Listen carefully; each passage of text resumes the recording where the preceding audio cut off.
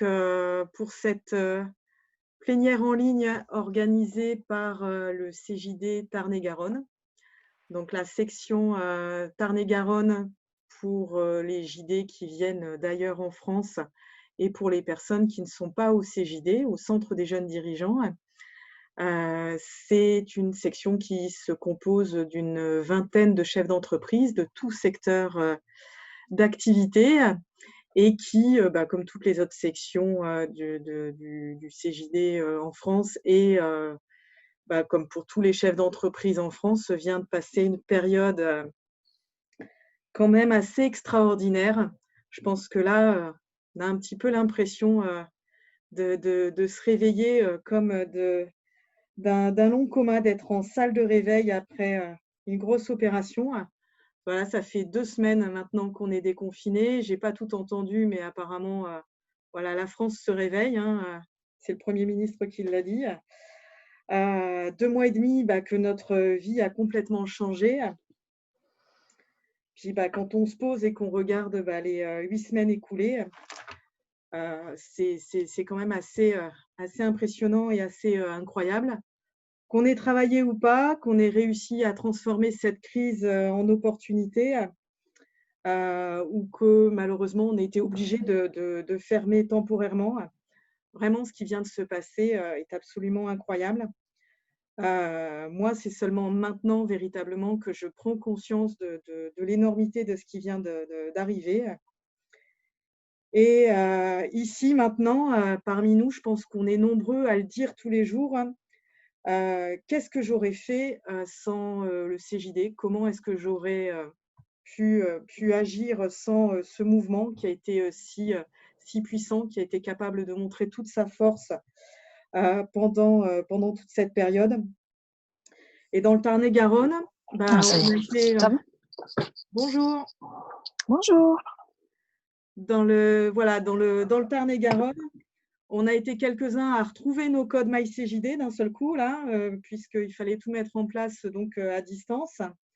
On a compris le mode d'emploi de Teams, Zoom aussi.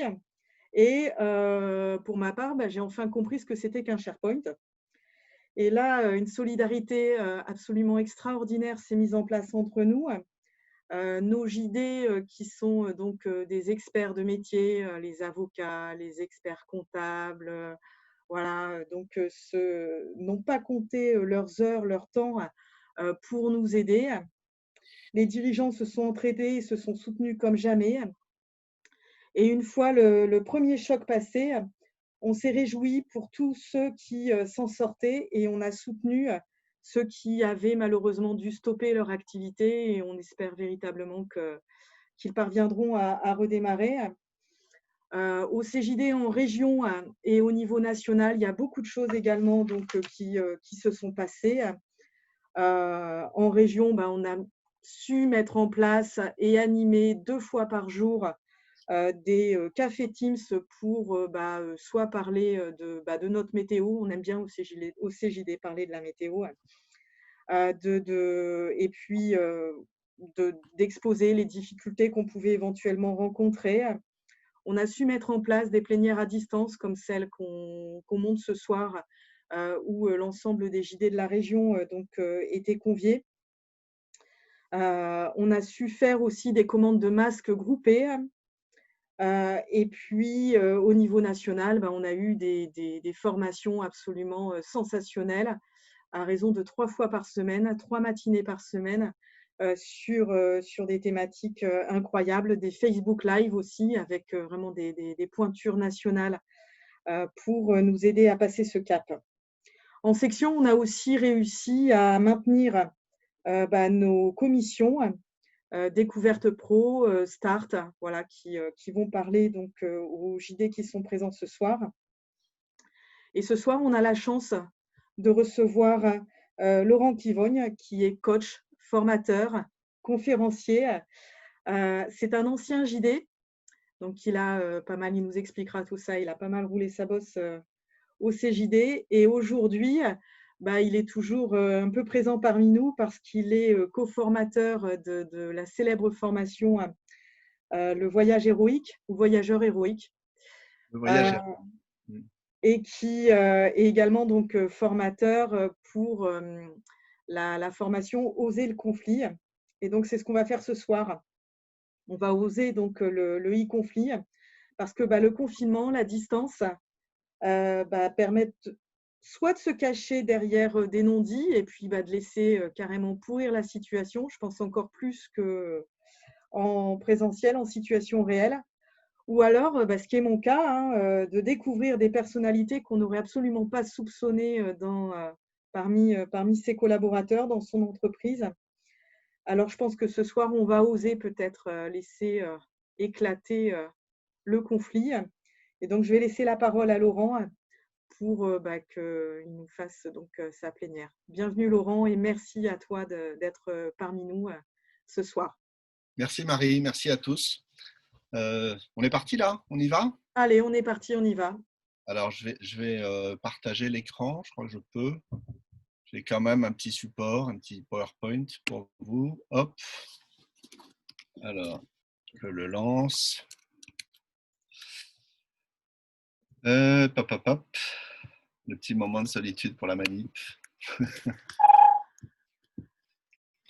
Voilà. On y va. Alors, partager l'écran. Évidemment, je ne trouve pas où c'est. Voilà, c'est ici.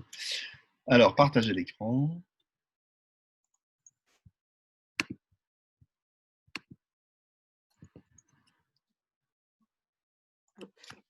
Voilà. Vous voyez mon écran, c'est bon? Vous voyez la mer?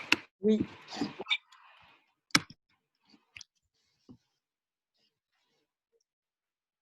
Voilà. Vous voyez les deux gazelles là, c'est bon? Tout le monde voit ça? Oui. Super. On est parti. D'abord, merci de votre accueil. Merci. Moi, je suis ravi de ça. Je voulais remercier aussi Vincent, qui est grâce à qui je suis là. Vincent, je l'ai rencontré à Rodez, justement, sur le voyage héroïque. Voilà. Merci beaucoup. Je suis très touché de votre invitation et très flatté aussi. Je trouve ça super. Alors, on va commencer. On va commencer par faire. Marie, est-ce qu'on va prendre la température de la salle? Ouais. Marie, est-ce que tu as pu faire un sondage là ou pas? Allez, je viens juste de le finir. Je le Voilà. lance.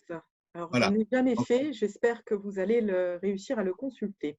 voilà. Donc, en gros, ça dit ça. Ça dit j'essaie de mesurer où vous en êtes sur la version au conflit. Quoi. Donc, un, c'est vraiment. J'ai horreur de ça. C'est atroce le conflit. Vraiment, je ne peux pas voir ça en peinture. Même ça me fait peur. 5, je suis totalement cool avec ça. Tranquille. Et puis, vous vous positionnez là entre les deux. Et ce qui est important, c'est un peu votre score, mais rappelez-vous de ce que vous avez marqué. Je voudrais vous reposer la question à la fin. Et on verra si ça a bougé ou pas. Pardon, Mm. pardon, juste totale aversion, Ça veut dire c'est. que je déteste. Ah, d'accord. Oui, Donc c'est 5 la totale aversion. Ouais, mais c'est oui, ça. pas d'aversion, totale aversion. Oui, c'est ça. 5, vraiment, j'ai horreur de ça. Et 1, pas du tout, ça va, je suis tranquille. Oui, c'est ça, tu as raison. Merci Philippe. C'est plus clair. Ça va? Donc, je ne sais pas si on peut. C'est une question simple, hein, Du j'imagine. coup, Je ne sais pas comment ça on marche. a alors 22 sur 20, voilà, presque tout le monde. Alors, moi, je ne peux pas jouer. Je suis Ouais. désolée. Bon, mais voilà. Je vais jouer pour toi. Tu veux répondre combien? 5. 5. Total Ouais. inversion. Soumettre. Voilà. Allez, je mets fin au sondage. Comme ça, Ouais. hop, voilà. Ça donne quoi? Alors, hop, je partage les résultats. D'accord. C'est bon, vous les voyez? Ok, donc il y a quand même, oui, il y a un quart, il y a un quart au milieu, on va dire. Un quart, c'est atroce. Un gros tiers, ouais, c'est pas loin d'être atroce. Et puis il y en Mm, a 13% qui sont assez tranquilles avec ça. Bon, mm. super, très bien. Bon, je ne vais pas noter ça. L'important, c'est que vous vous souveniez de ça. Ok, on continue? Mm. Ferme ça. Alors, allons-y. Alors, peut-être je peux vous dire sur un petit mot sur qui je suis et c'est quoi mon intention ici. Donc, Marie l'a dit, moi j'étais, alors quand j'ai été JD en effet, je suis un ancien JD. Moi j'avais une boîte d'informatique à l'époque.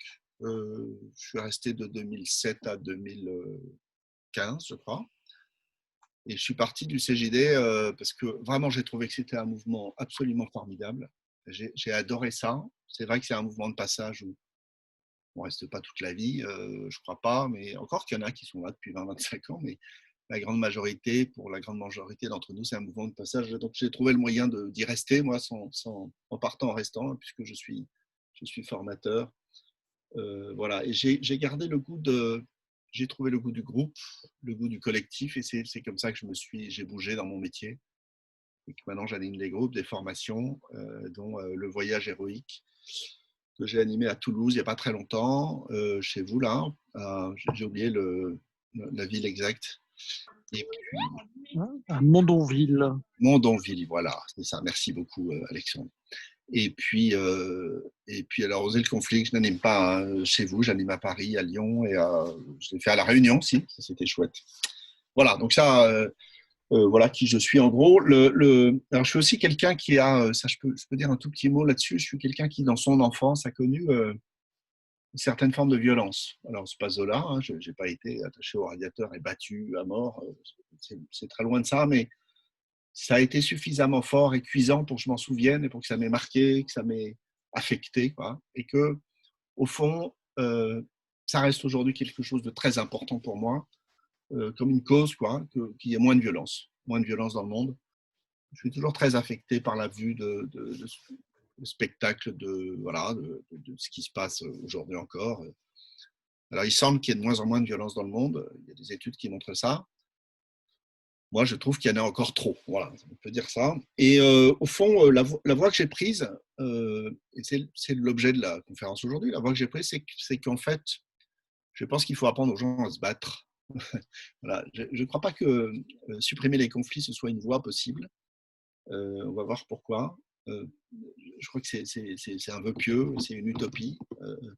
Je crois qu'au contraire, il y aura toujours des conflits, mais je crois qu'il faut qu'on apprenne à les traverser de façon plus saine, tout simplement. De façon saine. Voilà. Alors, le programme là, de la soirée, au fond, il s'articule en 3 choses.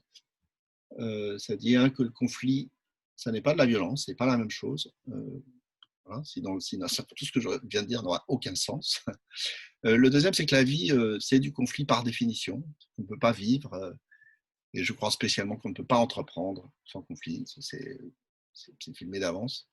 Et que peut-être on peut trouver de la joie dans le conflit. En tout cas, derrière le conflit, peut-être qu'il y a de la joie. Alors ça, j'ai pompé une citation d'un gars qui s'appelle Tagore, Rabindranath Tagore. J'ai mis 2 ans à prononcer son nom.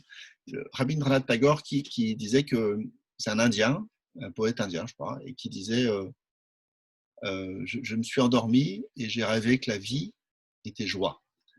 Je me suis réveillé et j'ai vu que la vie était service. Et j'ai servi et j'ai vu que le service était joie. Et j'ai envie d'appliquer ça. On a envie de penser que la vie, c'est de la joie. Et finalement, on s'aperçoit qu'il y a du conflit.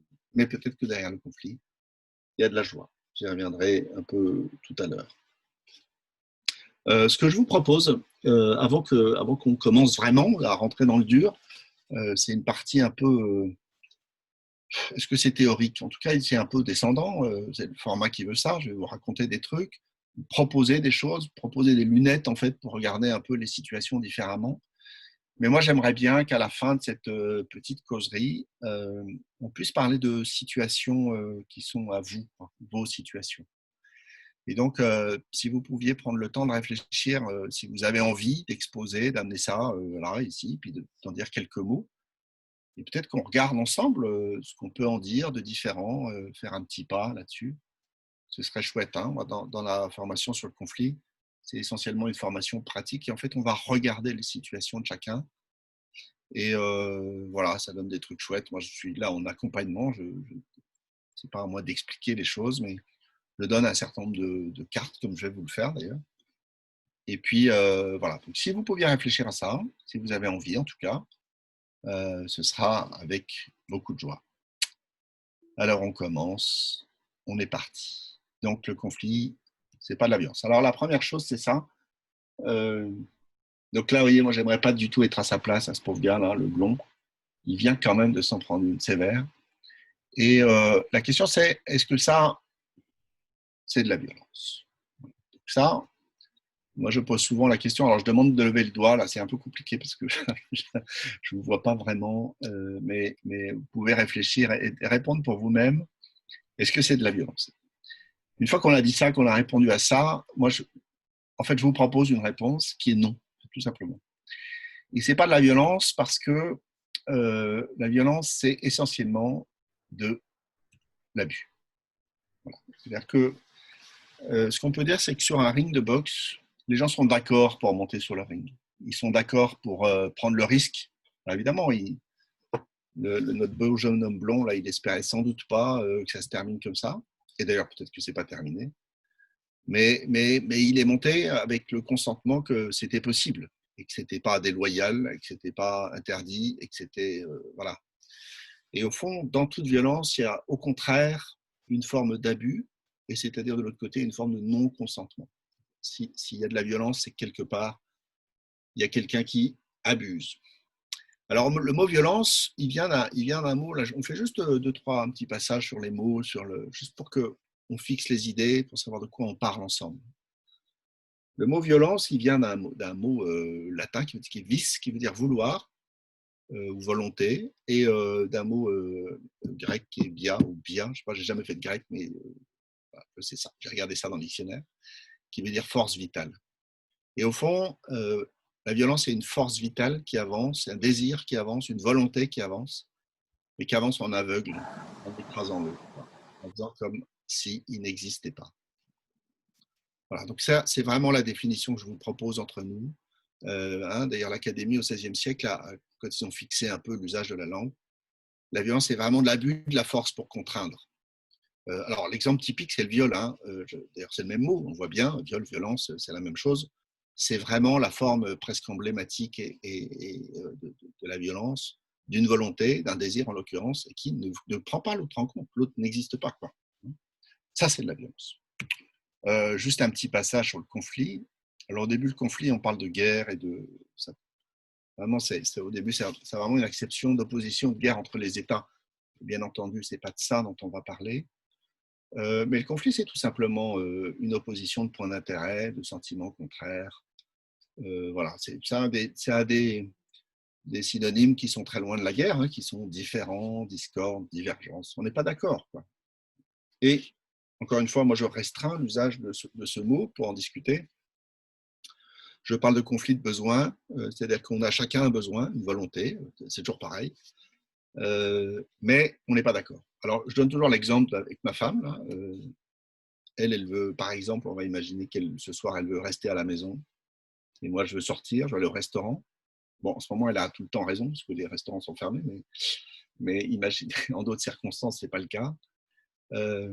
Eh bien, on est en conflit. Voilà, moi, j'appelle ça un conflit. C'est-à-dire que alors, si c'était mon voisin, on s'en foutrait. C'est-à-dire que mon voisin veut aller au restaurant et moi rester chez moi, on s'en fiche. Il fait ce qu'il veut, je fais ce que je veux. On n'est pas d'accord, mais il n'y a pas d'ajustement nécessaire. Voilà. On n'est pas obligé de s'entendre. Alors qu'avec ma femme, si, quand même, parce qu'on a envie de passer la soirée ensemble. Et donc, on a un conflit. La question, c'est est-ce que ce conflit, on va trouver une solution paisible, pacifique, ou est-ce qu'on va se jeter la vaisselle à la figure à la fin? C'est là tout l'enjeu. Et au fond, moi, ce que j'ai envie de faire dans le monde, ma mission que je me donne, c'est d'aider les gens à résoudre leurs conflits, en tout cas à les traverser, à faire des ajustements, sans que ça dégénère en violence. Et je peux juste un tout petit peu dévoiler l'issue, c'est-à-dire que si, avec ma femme, on trouve une solution, ça va nous renforcer dans notre relation. C'est-à-dire qu'on va gagner en confiance dans le fait, l'un et l'autre, de savoir que même quand on n'est pas d'accord, on peut s'entendre, on peut trouver des solutions, on peut trouver une issue. Mais on va le voir, il y a plein d'autres façons perverses, en tout cas toxiques, de le faire. C'est-à-dire que si moi je décide de tout le temps me taire, de toujours faire comme elle veut, qu'est-ce qui va se passer? Je vais accumuler du ressentiment, de la frustration, puis un jour, je vais péter un câble, quoi. On le verra, je dirais quelques mots à propos du confinement, là, pour que quand même, n'ayez pas l'impression que je vous ai grugé sur le titre e-conflit, mais ça viendra un petit peu après. Alors, Moi, je propose toujours un outil, ça c'est un truc que je dis en formation, que j'appelle la boussole. Je trouve ça vraiment, vraiment, en tout cas moi, quand je l'ai, c'est pas moi qui l'ai inventé, on me l'a appris, j'ai trouvé ça hyper utile. Et je vous le raconte avec une petite histoire.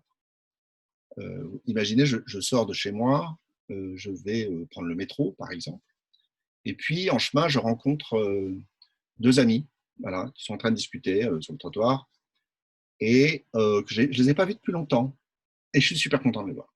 Alors je m'approche d'eux, les Dupont et Durand, je sais pas, bon, bref, je m'approche, et là, en m'approchant, je m'aperçois qu'ils ont l'air occupés, qu'ils sont en train de discuter, peut-être ça a l'air sérieux, ça a l'air compliqué, que sais-je. Je me dis, oulala, je ne vais pas les déranger. Non, c'est pas le moment. Je vois bien que c'est pas le moment.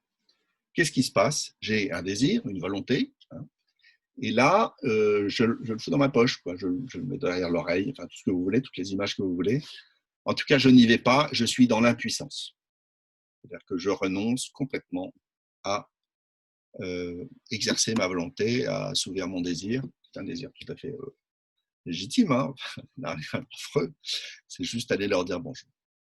À l'inverse, je peux décider que pas du tout, ils sont occupés, mais on ne s'est pas vu depuis longtemps, ça va, c'est bon, quoi, j'y vais.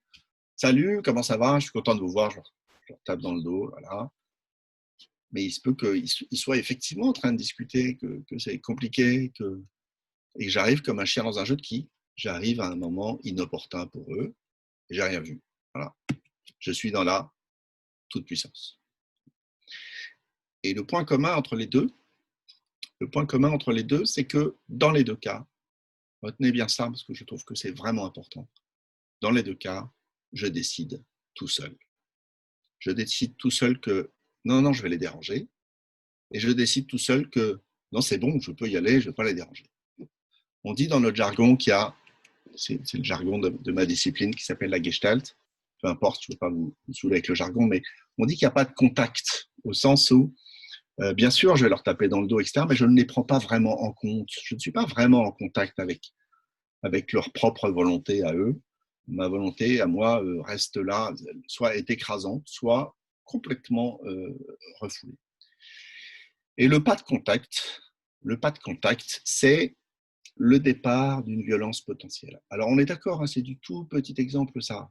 C'est pas de la grande violence, il n'y a pas mort d'homme, mais moi j'aime bien donner des tout petits exemples parce que ça fait partie de notre quotidien. Et chaque fois que vous faites ça, chaque fois que vous dites « Oh, je ne vais pas déranger », c'est une forme de violence que vous faites plutôt à vous-même, évidemment. Et chaque fois que vous ne prenez pas en compte l'autre, que vous n'y songez même pas, c'est une forme de violence que vous faites à l'autre potentiellement. Parfois ça passe, on ne va pas en faire une histoire à chaque fois, mais c'est là la clé. Et pour des entrepreneurs, la chose est quand même importante parce que entreprendre, c'est quand même décider qu'on va faire bouger les lignes du monde. C'est décider que même si j'ouvre un magasin, une boulangerie, je vais faire bouger les lignes. Je vais emmerder mon concurrent qui est en face. Je vais faire bouger, même les clients, je vais faire bouger, changer leurs habitudes. Et si je le fais sans conscience de tout ça, si je le fais, si j'entreprends tout seul dans mon coin, ou si j'y renonce complètement, c'est une forme de violence. Alors, c'est assez facile. Hein, on peut imaginer que dans mon exemple, c'est facile en fait. On voit bien que dans mon exemple, il suffit que je m'approche et puis que je leur dise salut, ça va, je vous dérange. Voilà. Je vais fabriquer du consentement, c'est-à-dire je vais fabriquer du ensemble, du nous. Je vais, à partir du moi tout seul, j'ai envie de les voir, je vais aller vers eux et essayer de fabriquer quelque chose qui nous relie et obtenir leur consentement. Et là, ils vont me dire, écoute, super, viens, on va boire un café, ou bien, merde, c'est pas le moment, désolé, mais écoute, donne ton téléphone, je te rappellerai, ou bien autre chose, j'en sais rien, peu importe. Peut-être que tu vas me prendre une veste, mais c'est pas grave. Mais en tout cas, j'y serais allé, voilà, en allant chercher leur consentement.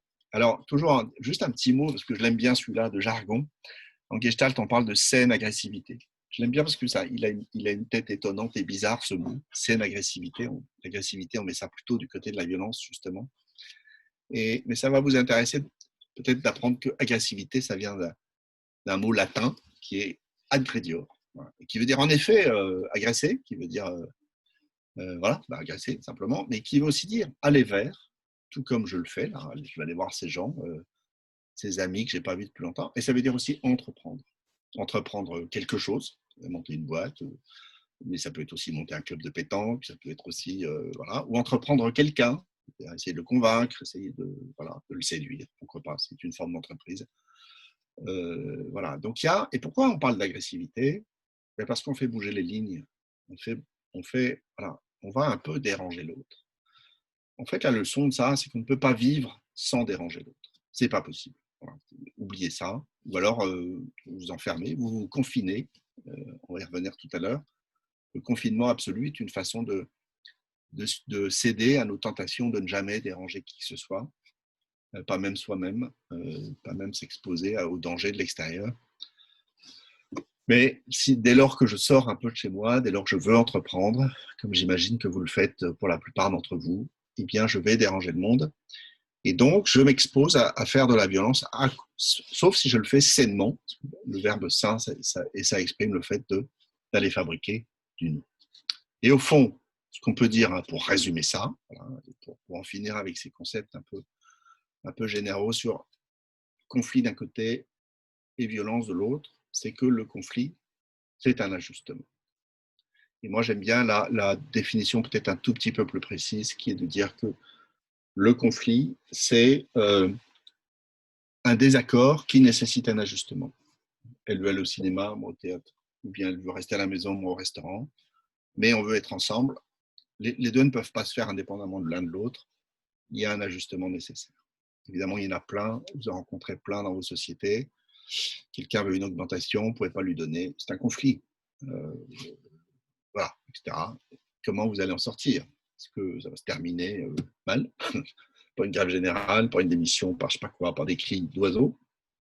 Ou est-ce que vous allez trouver un moyen de négocier, trouver une situation entre les deux? Ok, ça va? Je continue gentiment. On va passer à la deuxième partie. Et la deuxième partie, c'est la vie, c'est du conflit. On en a un petit peu parlé. Il n'y a pas de vie sans conflit. Je l'ai déjà un peu comment dire, exprimé là dans les diapos précédentes. Et j'aimerais juste vous parler de deux mots déjà en avance de ça. C'est ce qu'on appelle la diversité. On est tous différents. Vous le savez, le CJD, c'est un mouvement formidable pour ça, parce qu'il rassemble des gens très différents. Et on a chacun notre singularité. C'est une chose assez commune de cultiver ça, de dire « Ah ben, moi je ne suis pas comme les autres, j'ai ma singularité, j'ai mon chemin à moi, j'ai ma… » Et c'est important de le réaliser, c'est important de l'assumer. Mais si vous assumez ça, vous assumez le fait que vous êtes différents, nous sommes différents les uns des autres. Vous assumez le fait que nous avons des besoins différents, que nous avons des visions du monde différentes, nous ne voyons pas les choses de la même façon. Et vous assumez le fait qu'on va avoir des conflits entre nous. Alors, pas toujours, parce qu'on n'est pas au même endroit. Moi, j'ai peu de conflits avec les gens de Tarn-et-Garonne en ce moment. Mais voilà, je peux en avoir avec mes voisins, avec des gens plus dans mon environnement proche. Je m'en réjouis d'ailleurs de ne pas avoir de conflit avec les gens de Tarn-et-Garonne. Voilà. Mais dès lors qu'on vous êtes dans la singularité, dans la différence, et ça, c'est un truc assez rigolo au fond, c'est qu'on a tous au fond de nous cette envie de ressembler à personne. Et en même temps, on ne veut pas les inconvénients de ça, qui sont que ressembler à personne, c'est avoir des besoins différents, et c'est se heurter à ces différences en permanence et avoir des conflits. Alors, je voudrais, au fond, pour éclairer encore le conflit, vous donner une autre petite image avec une autre histoire. C'est une photo de tremblement de terre. Et pas terrible ma photo, mais je n'avais pas trouvé d'autre. J'ai un ami qui travaille sur les tremblements de terre.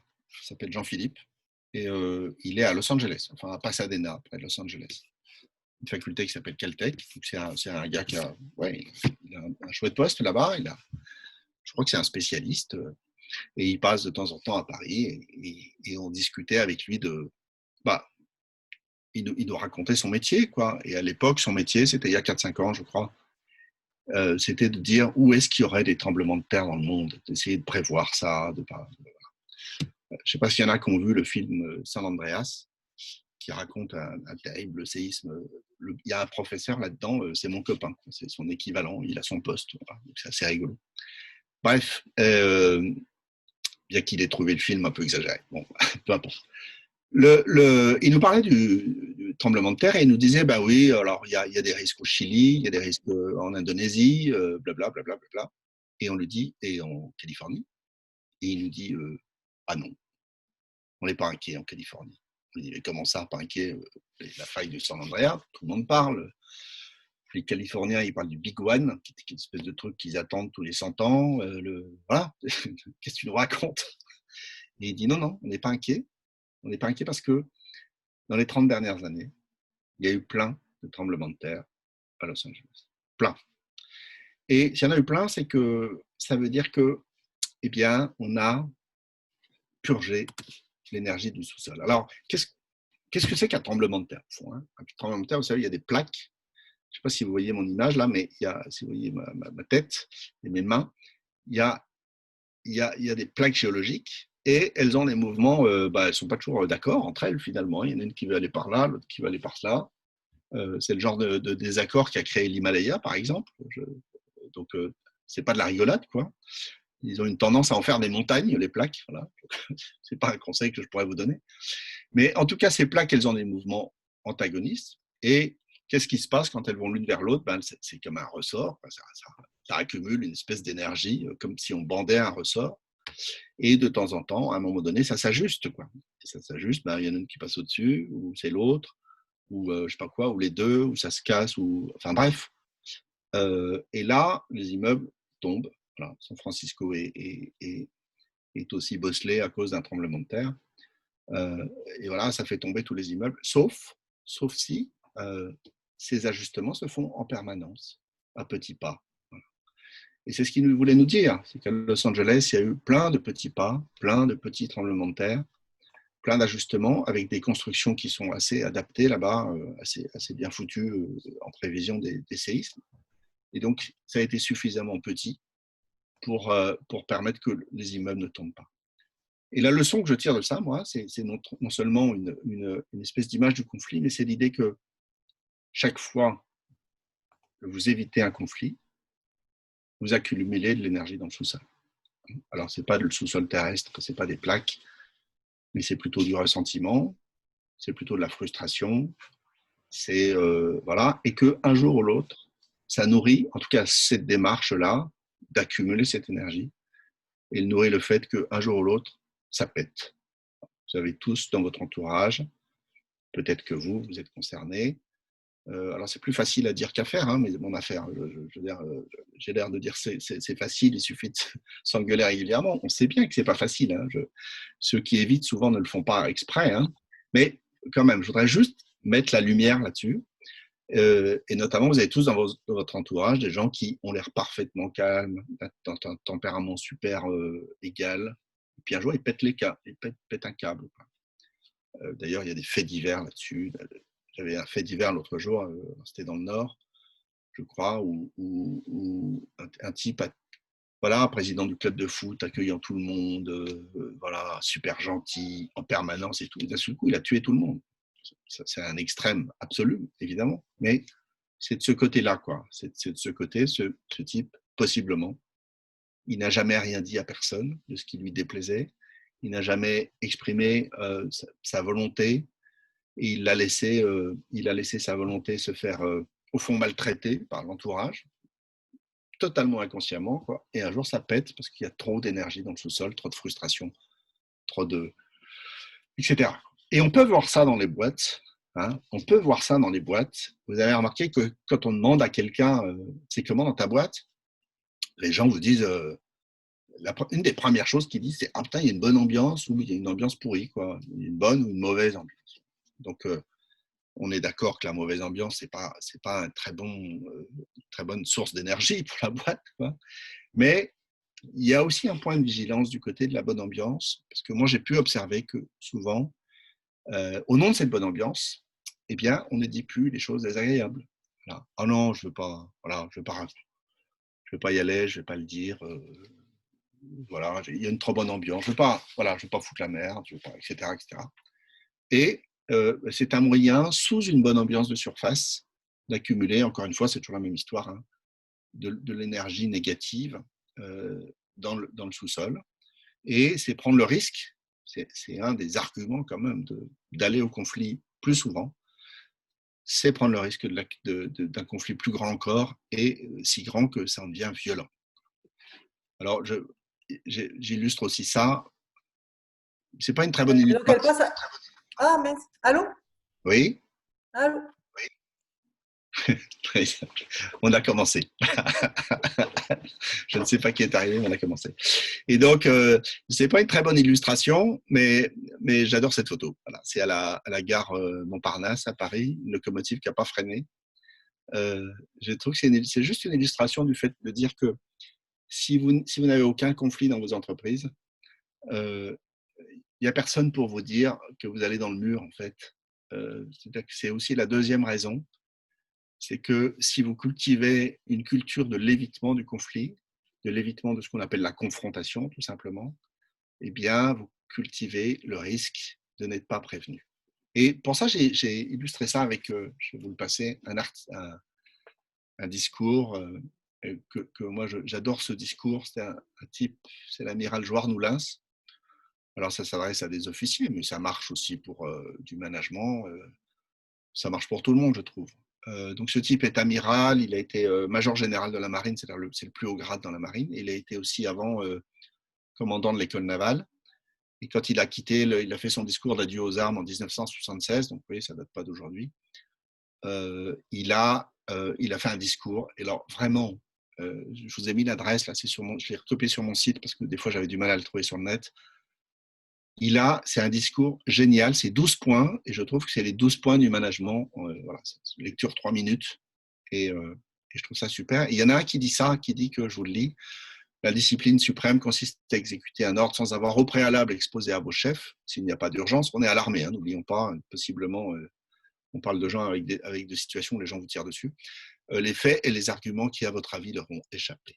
Si après vous avoir entendu, ils maintiennent leur ordre, vous devez bien entendu l'exécuter sans réticence. Ça dit, moi je trouve que c'est un condensé énorme de la permission que vous devez donner, que nous devons donner aux gens avec qui on travaille, de nous dire qu'ils ne sont pas d'accord avec nous, de nous dire que, voilà, et qui doit rester conciliable avec, si vous êtes à la tête de l'entreprise, avec votre autorité.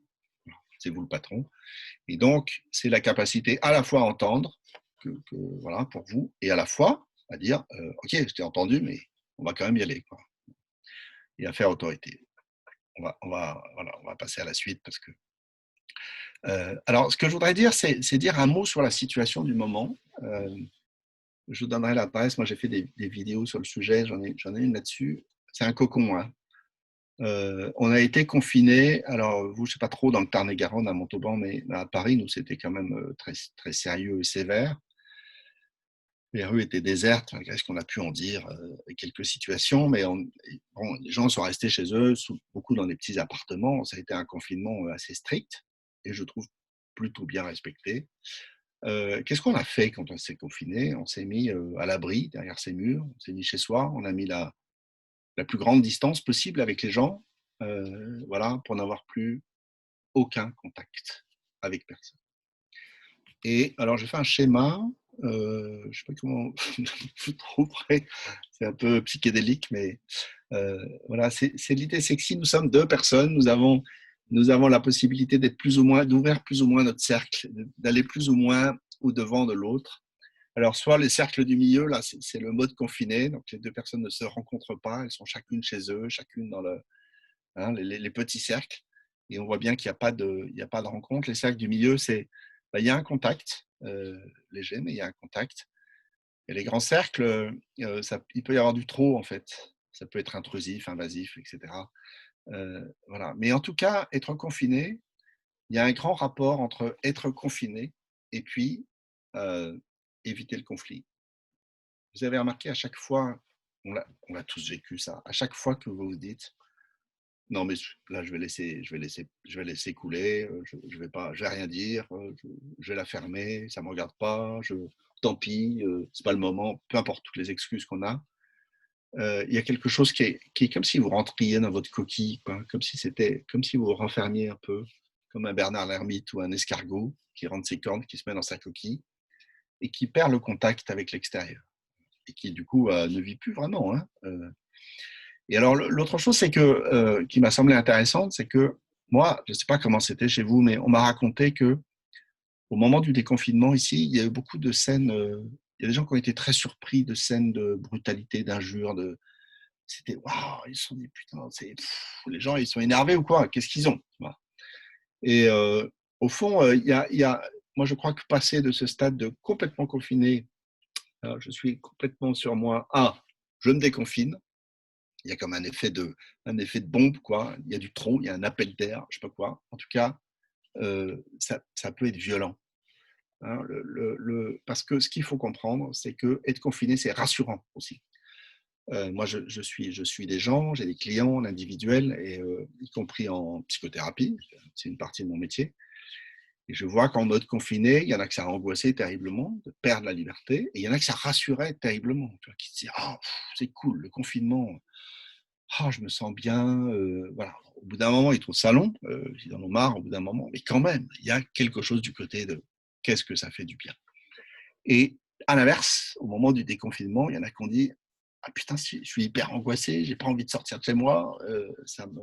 Et moi, je constate autour de moi d'ailleurs que moi, le premier, je sais pas encore une fois, comment c'est chez vous, vous pourrez le dire, on y va mollo, quoi. On se déconfine peinard, quoi, en mode ouais, je vais sortir, mais pas aujourd'hui, peut-être demain. Voilà. Finalement, on n'en profite pas tant que ça, et je peux imaginer que c'est une espèce de prudence à y aller mollo. Et le rapport avec le conflit, c'est le même. À chaque fois que vous allez au conflit, dans ma vidéo, je prends l'image de quelqu'un qui sort de son château pour aller à la rencontre de l'ennemi, ou de l'adversaire en tout cas. C'est pas la guerre forcément. Hein. Et il y a quelque chose de quitter sa protection pour y aller. À chaque fois, voilà, il y a cette inquiétude, il y a ce déconfinement qui peut être un peu angoissé une partie de nous-mêmes.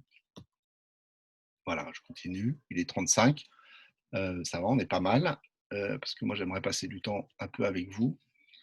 On va arriver à la dernière partie sur le conflit et la joie. Je sais pas si, alors, j'ai vu qu'il y avait est-ce que quelqu'un essaie de me dire quelque chose ou pas là, dans la conversation ou pas?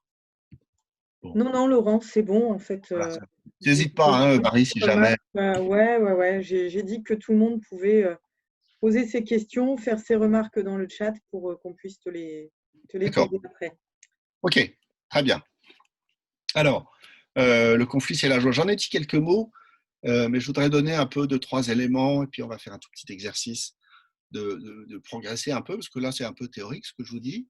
En même temps, c'est le format qui veut ça, hein, mais voilà, j'espère que ça vous donne quelques clés, quelques petites choses. Voilà, alors ça, c'est un dragon. Je fais le lien entre mes 2 formations. Sur le voyage héroïque, on emmène les gens pour aller rencontrer leur dragon. Et j'aime bien celui-là, je le trouve chouette. Le dragon, c'est une créature qui est à la fois réelle et à la fois un peu imaginaire. C'est un corps de lézard, souvent, ou de serpent. Voilà. Les dragons du Moyen-Âge étaient beaucoup plus variés que ceux qu'on connaît aujourd'hui, qui sont très issus de la tradition chinoise. Les dragons au Moyen-Âge, c'était toute une. Il y avait des recueils entiers sur le dragon, quoi. Il y en avait qui avaient plusieurs têtes, plusieurs queues, il y en a qui avaient des ailes, d'autres qui n'en avaient pas, des griffes, des machins, des trucs. Vraiment, il y avait toute une faune, ils y croyaient vraiment. L'homme du Moyen-Âge croit vraiment au dragon, il a beaucoup plus peur de le rencontrer qu'un loup. Il a peur de ça. Et on trouve ça ridicule, nous, un peu, peut-être, mais moi, je crois qu'on a encore nos dragons modernes. Et quand nous avons peur du conflit, souvent, nous avons peur de situations imaginaires. Alors, pour illustrer ça, je voudrais vous raconter une histoire. C'est l'histoire du cric. Donc, c'est l'histoire d'un type qui est en voiture et ce type en pleine campagne. Je ne sais pas, peut-être c'est chez vous, là, dans la région. Et il tombe en panne. Enfin, non, il ne tombe pas en panne, il crève, en fait. Il crève. Voilà, dans un endroit où il n'y a pas on va dire qu'il n'y a pas de réseau, ou je sais pas quoi, enfin bon, il est un peu dans la merde. Et il est d'autant plus dans la difficulté qu'il s'aperçoit assez vite qu'il a oublié son cric.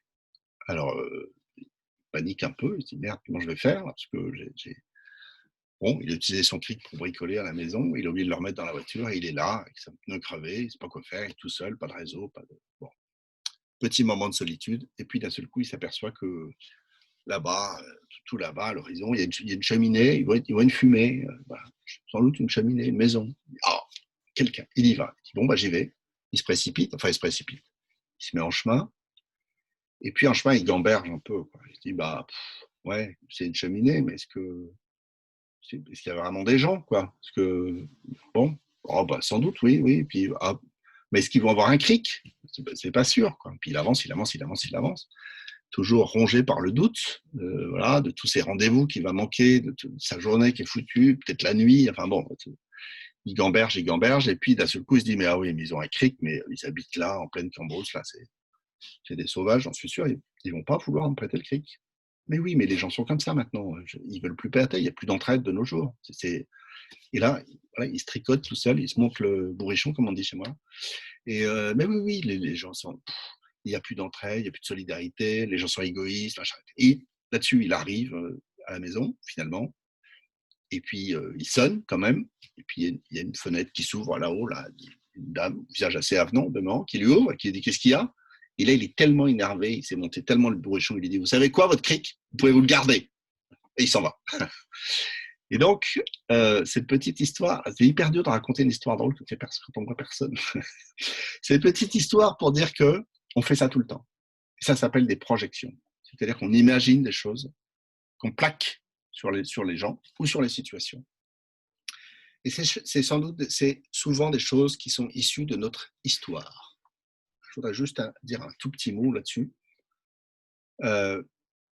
Nous avons vécu des situations difficiles dans notre vie. Tous, on a traversé des situations plus ou moins difficiles.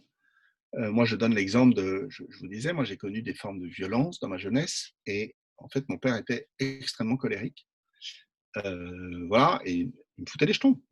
Voilà. Et donc, quand il s'énervait très fort, voilà, donc il pouvait être menaçant. Enfin, il disait des trucs atroces, quoi, même s'il n'est jamais vraiment passé à l'acte. Et qu'est-ce que je faisais, moi? Je me cachais. Voilà. J'étais un môme, et honnêtement, c'était sans doute la meilleure chose à faire. Je ne vois pas tellement ce que j'aurais pu faire d'autre. Je disparaissais. La colère n'était pas adressée contre moi en plus. Donc j'essayais de m'éloigner, j'essayais de me mettre dans ma chambre, de me cacher. Voilà. Bon, bref. Et le résultat, c'est que, alors ça, c'est je m'ajustais à la situation et de façon assez adaptée, quoi. Je ne sais pas comment dire.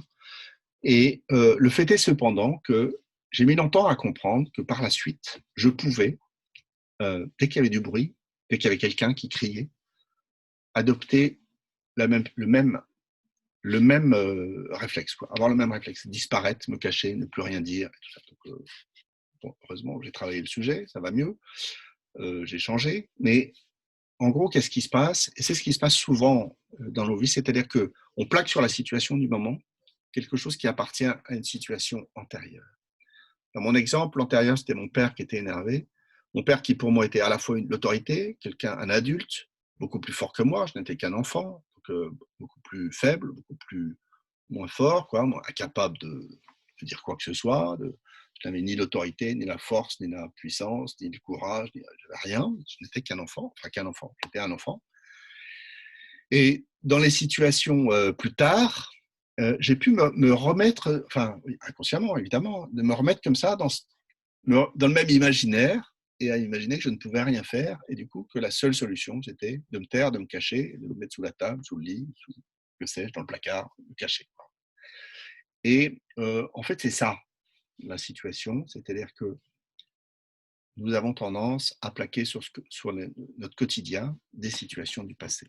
C'est le fondateur de Pearls a mis vraiment l'accent là-dessus en disant que la caractéristique de l'individu en bonne santé, c'est de pouvoir apprécier quels dangers sont réels, c'est-à-dire des vrais dangers là devant vous maintenant, et lesquels sont imaginaires, voilà, et de savoir mettre en pratique ce jugement.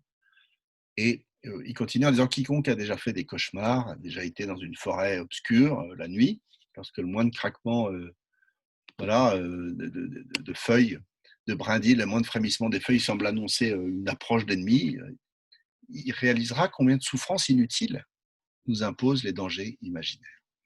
Non seulement des souffrances inutiles, hein, mais aussi des conduites inadaptées.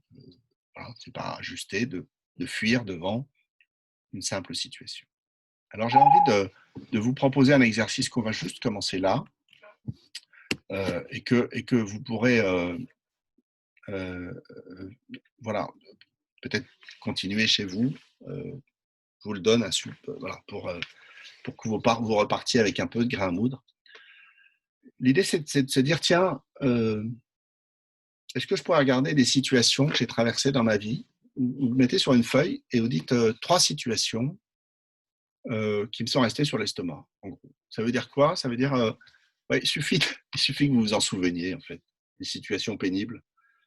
On voit bien que c'est encore là, d'une certaine façon. Vous savez, un truc dans l'estomac, c'est un truc qu'on n'a pas totalement digéré.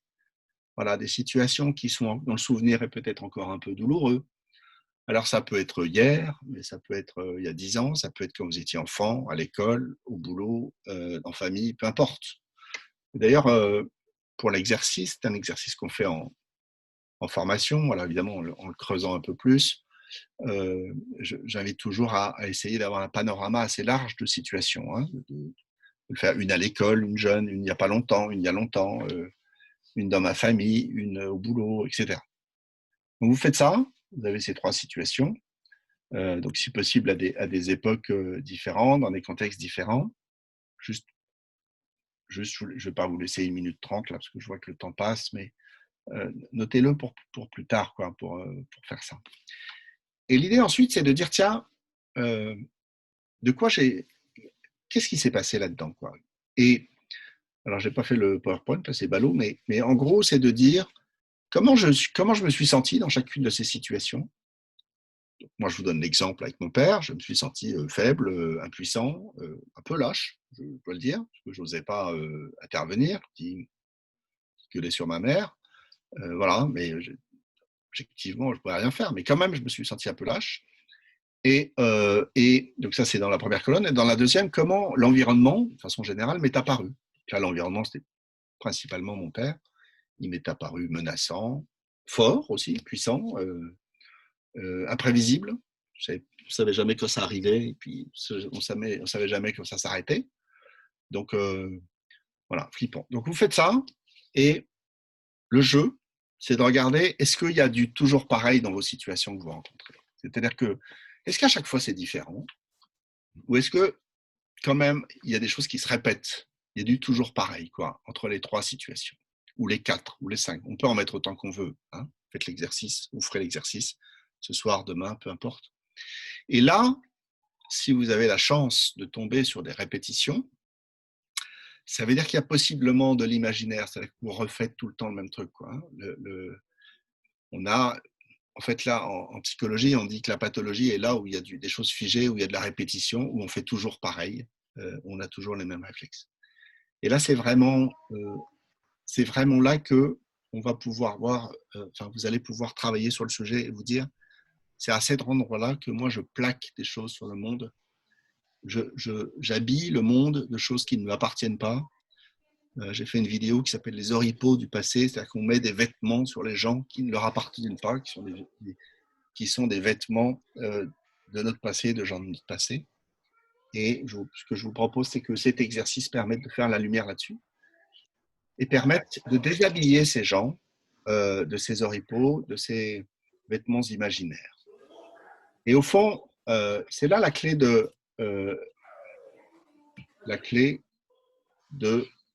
du travail sur le conflit. C'est là la clé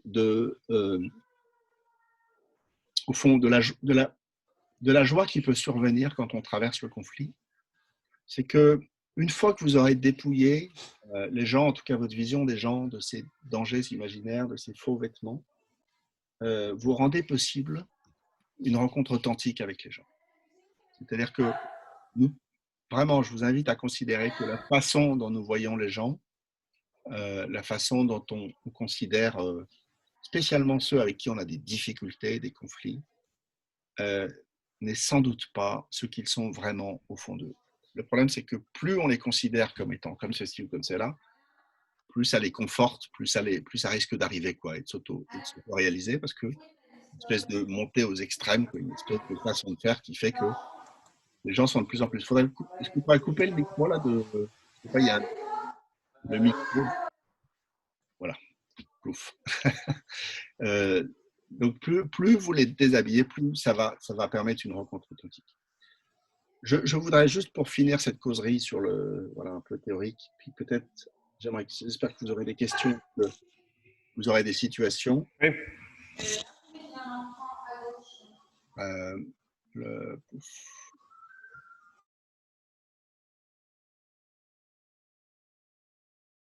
pour conclure, hein, pour conclure la partie théorique, je reprends mon proverbe de tout à l'heure. Vous vous souvenez, je me suis endormi, j'ai rêvé que la vie était joie.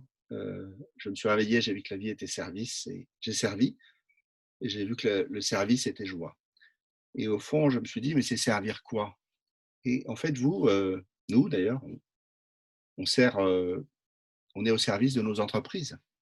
Et quand je dis entreprise, c'est le mot entreprise au sens large, c'est-à-dire pas forcément une boîte commerciale, mais c'est un projet, c'est en quoi vous croyez. Vous servez une cause, vous servez vos projets. Et comme je vous l'ai dit, si vous servez des causes, si vous défendez une cause, si vous servez un projet, si vous servez une entreprise, alors vous êtes là pour changer le monde. Vous êtes là pour faire bouger les lignes. Et si vous faites bouger les lignes, vous allez rencontrer des résistances. Vous allez rencontrer des volontés qui ne vont pas être tout à fait d'accord avec ce que vous voulez faire. Et c'est une bonne chose, mais en tout cas, vous allez paver, plus vous voulez défendre une cause, plus vous pavez votre chemin de conflit. Et apprendre à traverser ce conflit, travailler sur le fait de ne plus éviter le conflit, au fond, c'est servir votre cause et vous donner les moyens de trouver, avec ceux qui ont l'air d'être en travers de votre route, un moyen d'aller plus loin et qui sait peut-être d'en faire des alliés. Voilà, je voudrais maintenant que je ne sais pas s'il y a des questions ou si comment dire, on peut des situations, s'il y a des gens qui veulent faire la lumière sur leur situation. Je vais arrêter de partager ça pour l'instant.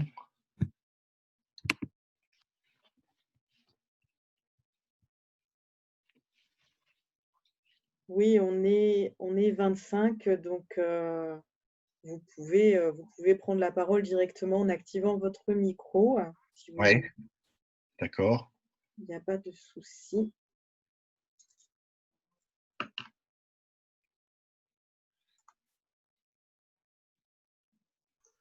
Bonjour Laurent. Oui, bonjour. C'est Émilie, c'est ça, non? Qui parle? Ouais, je suis désolée, je n'arrive pas à mettre la vidéo, alors vous ne me verrez pas. D'accord. Dans ce que tu viens d'expliquer, là, le petit exercice que tu nous dis de faire, comment est-ce que tu passes de ce constat dans les différents conflits que tu analyses avec comment je me suis sentie, comment l'environnement m'est apparu, etc., qui peut peut-être mettre en relief le fait que finalement, il y a des choses un peu récurrentes sur chaque type de conflit à différentes époques et dans des situations très différentes. Comment tu passes de cette analyse à comment je peux approcher les conflits suivants? Enfin, je n'ai pas compris la transition là, en fait. Oui, alors, en fait, il s'agit essentiellement, tu sais, moi, dans ma formation, on fait rien de tellement plus que de mettre de la lumière sur le comportement qu'on a les uns et les autres. C'est-à-dire que à partir du moment où tu commences à être consciente de la façon dont tu fonctionnes, ça va faire bouger les lignes. C'est-à-dire que à partir du moment où tu commences à considérer que l'autre te fout un peu les jetons parce que, je sais pas quoi, parce que ça te rappelle des situations du passé. Je peux te raconter une petite histoire là-dessus, enfin une petite anecdote. J'étais en formation et on nous fait faire l'exercice d'aller voir quelqu'un dans le groupe à qui on a un truc désagréable à dire. Voilà. Enfin, un truc, voilà, un reproche à faire. Et donc, dans cet exercice, il y a une femme qui vient me voir et elle me dit, voilà, elle était un peu gênée, voilà, mais bon, c'est l'exercice, on était contraints de faire ça. Et elle me dit, voilà, il faut que je te dise, ce que j'ai à te dire, c'est que je te trouve un peu arrogant. Alors, bon, très bien, et moi, on suit les consignes, je dis, très bien, alors tu me trouves arrogant, Ça, c'est vraiment un truc que je peux vous conseiller c'est presque une mécanique, une technique que je peux vous donner là. Dans les vidéos que je vous donnerai à la fin, si vous voulez revoir cette technique, ça s'appelle face à la colère. La première chose, quand quelqu'un est énervé après vous ou est en colère contre vous, la première chose, c'est accueillir ça. Alors, ça pique un peu, bon, mais c'est l'accueillir, c'est-à-dire si vous opposez, que tu dis non, c'est pas vrai, je suis pas arrogant, c'est comme si vous disiez tu ne dis que des conneries. Donc, il y a une possibilité que ça dégénère un peu. Bon. Et donc là, l'idée, c'est de dire ah, je suis arrogant. C'est sûr que si je suis arrogant, c'est pas agréable. Un, je reconnais. Deux, je dis mais comment je m'y prends? Comment je fais pour que. À quoi tu vois ça finalement? Comment je m'y prends pour que tu me trouves, pour que j'ai l'air auprès de toi arrogant? C'est quoi mes gestes? C'est quoi ma posture? Qu'est-ce que je fais? Qu'est-ce que je dis? Et elle me dit, bah écoute, elle était un peu embarrassée, parce que c'est pas des questions faciles, c'est juste pas des questions auxquelles on a souvent l'habitude de répondre. Elle finit par me dire, mais ouais, tu as une façon de regarder qui est hautaine. Ah, bon, j'ai une façon de regarder qui est hautaine. Et, ouais, on creuse quoi tu vois ça? Elle me dit, tu as une façon de lever le sourcil, bien spéciale à toi. D'accord. Je dis, mais tu connais d'autres gens qui font ça? Et là, elle fait, oh, mon père. Et là, d'un seul coup, lui est apparu. De toute façon, mais c'était vraiment, ça marche pas à chaque fois aussi bien. Je suis désolé. C'était hyper drôle. D'un seul coup, lui est apparu qu'elle plaquait sur moi un souvenir qu'elle avait de son père, avec qui ça avait sans doute été un peu chaud patate. Et du coup, une fois qu'elle a vu ça, c'était fini. Elle me trouvait plus, ou peut-être plus autant, je sais pas, arrogant ou ceci ou cela. Et donc, quand on met de la conscience sur les choses, ça change les choses. Voilà. C'est vraiment, c'est le but de la dernière diapo, je vous montrais là, qui est une jolie photo de soleil en sous-bois. Parce que je repense à cette phrase de Pearls là, qui disait quiconque s'est baladé la forêt la nuit a pris peur devant des bris de bandits. Dès que le soleil se lève, c'est fini, on n'a plus peur. La lumière se fait et les peurs disparaissent. Et dès que vous mettez de la lumière sur ça, sur cette façon que vous avez de plaquer sur les gens des choses, la peur disparaît. Et si la peur disparaît, ou en tout cas s'atténue, moi, je ne vous dis pas de ne pas avoir peur de personne, jamais, c'est pas ça que je dis, mais ce qu'on traque, c'est la peur imaginaire, ça pacifie les relations. Je ne sais pas si j'ai répondu à ta question. Oui, merci. Bon, quelqu'un. Moi, ce que j'aimerais, alors c'est plus pour. Si vous m'entendez? Ah, vas-y, Eric. Eric, oui, Eric. Bonsoir à tous. Justement, c'est le conflit pour moi, tel que tu le présentes, on dirait que c'est les autres le conflit et moi j'y suis pas. C'est comme ça que je le vois pas. Moi, ce qui me gêne dans le conflit, c'est quand c'est moi qui suis porteur du conflit. Là, tu fais un miroir sur la personne en face avec qui tu es en conflit, ouais, ou qui est en conflit avec toi, mais quand c'est toi qui est emporté dans le conflit, qui t'est laissé embarquer ou qui a embarqué l'autre dans le conflit. Quand tu génères le conflit. Comment alors, ce que je voudrais dire, c'est que mon point de vue là-dessus, c'est que un conflit, c'est des besoins antagonistes. Donc, c'est quand même une ficelle à deux bouts, quoi. On tient chacun un bout du truc, tu vois. Alors, on peut être en conflit avec soi-même, on peut. Après, il y a des façons d'être en conflit avec l'autre sans que l'autre ne soit pour rien, mais parce que des fois, on a des conflits intérieurs qu'on projette sur le monde, mais ça nous fait rentrer dans des cas spécifiques. Mais en général, c'est partagé. Le conflit, c'est un truc qui touche la relation. C'est lui et c'est moi. Mais dis-moi, toi, tu t'emportes, tu veux raconter, si tu veux en dire un mot de plus de comment ça se passe? De plus, ça va être vraiment de conflit. Je suis en conflit permanent avec tout le monde. Je suis en opposition. C'est mon principe de vie. J'y suis pas si mal dans le conflit. Je ne le redoute pas tant que ça, puisque j'en fais. Je suis régulièrement en conflit. Tu y trouves du plaisir? Tu y trouves quoi? Qu'est-ce que tu y trouves? Pas vraiment. Dire que j'ai du plaisir à avoir du conflit, non, mais finalement, je me suis accommodé de ce conflit. Ouais. Je fais partie des personnes qui ont répondu que je ne le vis pas si mal finalement. D'accord, ouais, tu as répondu 1. Les 12% là. Oui. Mais alors, si tu es bien avec ça, finalement, c'est quoi ta question? Ma question, c'est que moi, je suis peut-être bien avec ça, mais je sens que les autres sont pas forcément bien Mais ils avec te le cette disent. gestion du conflit. Et puis, c'est pas confortable quand même d'être toujours en conflit, d'être. Hmm. Moi, je suis d'accord qu'on peut pas. Enfin, faut prendre des vacances. C'est comme le boulot, quoi. Je veux dire, c'est du boulot le conflit. Donc, il y a des moments, il faut se C'est pas reposer. que du confort. Hein, c'est pas que du confort, bien, Ah, je bien suis d'accord. entendu, ça pique un peu, ça, je suis d'accord. Quand je dis que le conflit c'est de la joie, c'est que il peut y avoir des, c'est un peu comme les nuages, quoi. Il y a le soleil derrière les nuages, mais quand il y a des nuages, il fait quand même un peu gris, quoi. Simplement, ce serait intéressant. Peut-être c'est pas on n'a pas la possibilité de le faire là. Je veux dire, c'est comme moi, je peux imaginer qu'il y a de la colère chez toi qui se retourne à tout instant, enfin, qui se manifeste à tout instant. C'est-à-dire qu'il y a de la tension dans le sous-sol, pour reprendre le truc. Ce serait intéressant de voir c'est quoi au fond cette colère, cette tension qu'il y a qu'il y a en dessous et qui se manifeste à tout bout de champ, au fond. C'est ça que tu dis. Oui. Je sais pas. Je te dis ça. Bon, c'est difficile de répondre d'une façon générale.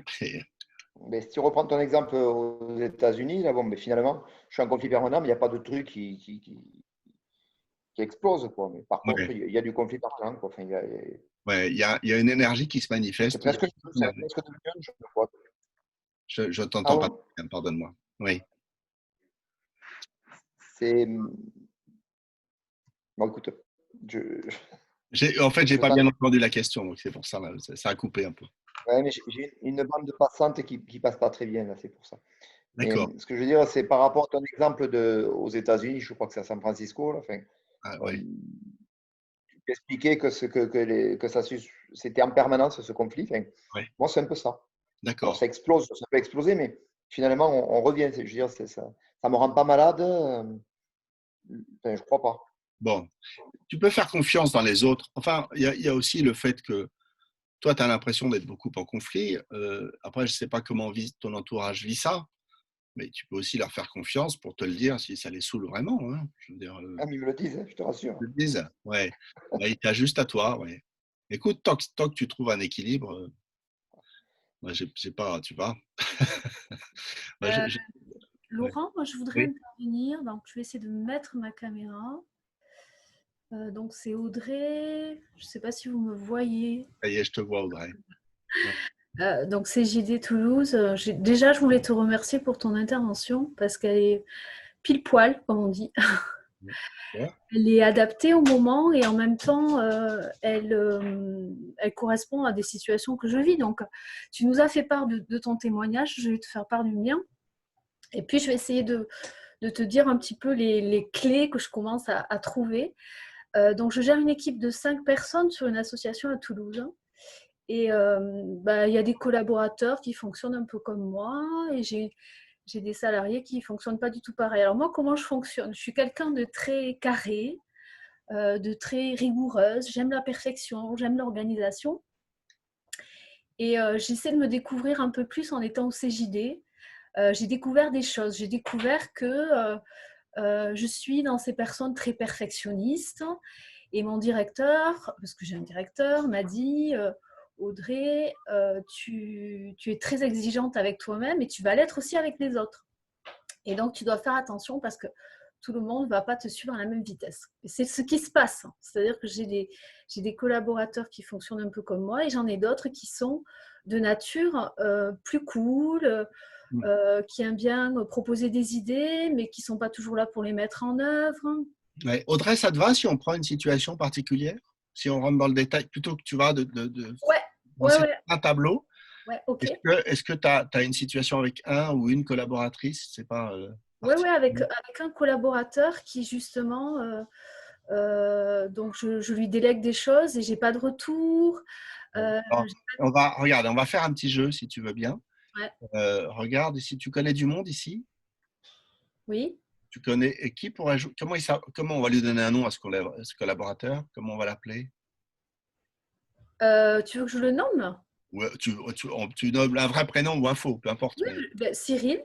Cyril, ok. Qui pourrait jouer Cyril ici? Qui pourrait jouer le rôle de Cyril? En fait, il me faut deux personnes. Il me faut quelqu'un pour jouer. Alors, je ne demande pas à vous, excusez-moi, je vois des mains qui se lèvent. Je demande à Audrey, qu'elle puisse regarder et puis dire, oh, bah tiens, Je vais choisir, je ne sais pas qui. Ah, Voilà. ben, je connais Alexandre, donc s'il est là, qui veut jouer le jeu, je veux bien. Alors, Alexandre, tu pourrais mettre ta caméra, Alexandre, ou c'est possible? Allez, je mets la totale. Vous me Salut. voyez? Salut. Salut. Ça Et- va? Très bien. Qui pourrait jouer Audrey, ton alter ego? Je choisis qui joue. Qui pourrait jouer ton rôle à toi? Ah ben Amélie. Amélie, elle est où Amélie? Amélie, je la vois pas. Ah, Amélie, ça y est, je la Voilà, vois. c'est bon. Je suis là. J'ai des mouches, hein, donc c'est normal que je fasse ça. Alors, je vous explique le topo. Le rôle d'Alexandre et d'Amélie, c'est pas d'improviser. Hein, je ne vais pas vous demander de jouer à la place de Audrey. Je fais juste le topo. Hein. Mais juste répéter ce qu'elle dit quand elle est dans sa peau. Hein. Donc, toi, Audrey, tu vas prendre les deux rôles. Donc, quand tu vas parler à Alexandre, c'est quand tu parles à ton collaborateur Cyril. Et ensuite, tu vas prendre la place de Cyril et tu parleras à Amélie. Tu échangeras avec Amélie comme si tu parlais à Audrey. C'est clair ou pas? On a fait? Pas sûr. C'est pas facile en visio, hein, mon truc. Tu vois, tu as 3 rôles, tu as 2 personnes. Voilà. Donc, quand tu es Audrey, tu parles à Cyril, qui est joué par Alexandre. Okay. Ok. Puis, ensuite, on va inverser les rôles. Pour inverser les rôles, tu vas prendre la place de Cyril et on va faire parler. Amélie prendra ton rôle. À toi. On essaye, on verra bien. D'accord? Ouais. Okay. Donc, je commence par moi. Ouais. Qu'est-ce que tu dis à Cyril? Donc là, Amélie, ce qui est important, c'est que tu retiennes ce qu'elle dit en tant qu'Audrey. Et Ouais. Alexandre, pour l'instant, tu n'as rien à faire. C'est cool. Voilà. C'est cool, ça me va. À Cyril. Juste l'écouter et voir comment ça fait. Hein, et Je dis à Cyril, parce qu'on est actuellement en télétravail, donc il est au téléphone avec moi. Je lui dis, Cyril, on a eu une réunion lundi, tu devais m'envoyer le compte-rendu de la réunion, je ne l'ai pas reçu. Est-ce que peut-être on pourrait faire un tout petit pas plus loin? Tu lui dis juste ça ou tu lui dis c'est chaque fois pareil, je sais pas quoi. Enfin, comment tu pourrais formuler ton besoin de… Ah ben je le formule comme ça, mon besoin. Ouais. Je me contiens de lui dire, mais purée, tu fais chier, tu me l'as toujours pas envoyé, qu'est-ce que tu fous? Alors, comment tu pourrais le dire un peu, tu vois? Peut-être entre les deux, tu vois? Là, non, je travaille sur moi, donc je t'assure que je lui dis comme ça. Et lui, il te dit… Attends, va pas trop vite, d'accord? Donc tu vas te mettre à la place de Cyril. Tu es Cyril maintenant, d'accord? Ouais. Donc, bonjour Cyril. Et tu parles en regardant Amélie, c'est tout ton rôle, et tu réponds. Que te répond Cyril? Alors Amélie peut-être répond, dis à Cyril ce qu'elle vient de lui dire. Ouais, écoute Cyril, lundi on a fait la réunion et puis là on est jeudi, je sais plus. Et puis j'ai toujours pas reçu. Ok. Oui, j'avais dit que je le faisais, c'est vrai, j'ai oublié, je te l'envoie. Ok, tu reprends ta place. Vas-y Alexandre, tu peux lui dire ça là. Oui, j'avais dit que je te l'enverrai. Ouais, je te dis que je te l'enverrai. Et j'ai oublié. C'est tout ce que tu as dit. J'ai oublié, mais je m'en occupe. Comment c'est là d'entendre ça déjà? Comment t'es là? Comment je suis moi? Oui. Moi, je sais que la façon dont il reçoit mon propos, il le reçoit comme un reproche. Ah oui? Enfin, j'imagine. J'imagine, mais moi pour l'instant, j'ai rien de me permettre de penser ça là. Oui, mais c'est ce que je voulais témoigner. C'est-à-dire que je sais que entre lui et moi, tout est une question de non-dit. Alors, on va sortir de ça, Audrey. Et d'interprétation. Tu vas lui dire ce que tu veux de lui. Alors, un des trucs importants dans les matières de conflit, c'est de passer du reproche à la demande. Excusez-moi, Laurent. À lui demander. Excusez-moi, Laurent, c'est exactement ce que je voulais témoigner. C'est-à-dire que je suis en train de développer avec mon équipe la chose suivante, c'est-à-dire que je leur explique comment je fonctionne et ce dont j'ai besoin. Ce que je ne faisais pas encore il y a 3 semaines. Super, très bien. Donc, je leur dis, j'ai besoin d'avoir du reporting régulier parce que je fonctionne comme ça, parce que ça me rassure, parce que j'ai besoin de savoir où vous en êtes dans votre travail, parce que j'ai besoin de savoir où les autres en sont dans leur travail. Et ça, je ne le faisais pas avant.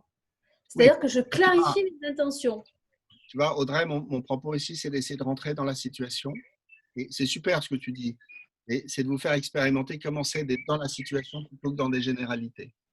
Et donc, moi, ce que j'aimerais, c'est que tu nous montres, plutôt que d'en parler, que tu nous montres comment tu fais ça.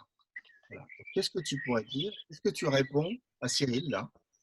Comment, il te dit, alors, je rappelle l'échange, bah, écoute, on a une autre réunion, tu devais m'envoyer un document, je ne l'ai pas reçu. Ah, j'ai oublié. Voilà. Ouais, je ne l'ai pas fait, mais j'ai oublié. Je vais le faire. Comment je lui réponds en vrai? Oui, vas-y, réponds-lui maintenant. En vrai, je lui dis OK. Est-ce que tu peux me l'envoyer pour ce soir? J'essaie de lui repréciser le moment où j'en ai besoin. Ok, on inverse les rôles. Vas-y, Cyril. Non, Amélie. c'est pas Cyril, c'est Amélie. Voilà, tu prends la place de Cyril. Bon, ben ok, écoute, tu me l'envoies ce soir. Tu es à la place de Cyril, Audrey. Qu'est-ce que ça te fait, ça? Qu'est-ce qui se passe pour toi? Si j'étais à sa place, j'aurais la pression. Tu aurais la pression? Est-ce que quelqu'un, vous seriez à la place de Cyril, vous auriez la pression? Moi, non, hein, perso. Je me dis, bon, ça va. Ça va jusqu'à ce soir, quoi. Ouais, c'est cool. Ouais. Les Cool, autres, là, je sais pas, quelqu'un veut dire quelque chose? Pareil, hein, moi je dis tranquille, hein, en fait c'est bon. Même si c'est pas ce soir, c'est pas bien grave. Ouais, voilà, c'est un peu ça, ouais. Au pire, ce sera demain matin, quoi. Ou pas. Comment c'est d'entendre ça, Audrey, là, d'entendre la réaction des JD? Bah, c'est toujours intéressant parce que je navigue toujours entre est-ce que mon message il est assez clair? Est-ce que mes intentions sont assez claires? Est-ce que je me suis bien fait comprendre? Est-ce que ce que je demande c'est faisable ou pas? Enfin, je pense que c'est aussi ce que tu parlais, c'est-à-dire l'ajustement dont tu parlais tout à l'heure. C'est la fonction de tout manager, c'est de se dire l'équilibre, quoi. La recherche de l'équilibre entre ce que je demande et ce que les autres sont capables de faire. Est-ce qu'ils ont bien compris? Enfin, voilà, c'est la clarté du message. Tu vois, tu le cherches toute seule, l'équilibre. Tu le cherches toute seule. Tu ne Mais comptes pas sur les autres, tu ne comptes pas sur le Cyril pour lui dire, pour qu'il te dise « Attends, non, mais ça va pas ». Tu en as besoin quand du document?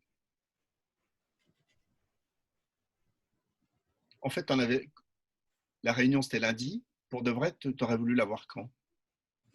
Lundi matin, avant la réunion. Le compte rendu? Le compte rendu de la réunion? Non. Non, mais je rigole, non, je rigole. Non, mais j'ai connu mes travers. Et ce que tu as dit, c'est ça, c'est-à-dire que je suis parce que perfectionniste, parce que voilà, comme ça, je suis du coup, j'ai des colères qui sont associées à ce que je suis. Et je l'assume de plus en plus.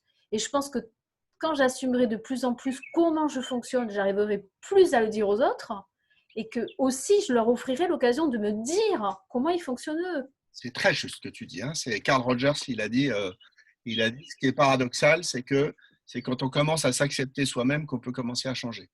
Ou un truc comme ça. Tu vois. Donc c'est très juste. Mais moi, ce que je te propose, peut-être pour accélérer un tout petit peu le mouvement, c'est de dire, juste faire l'expérience aujourd'hui. On est lundi.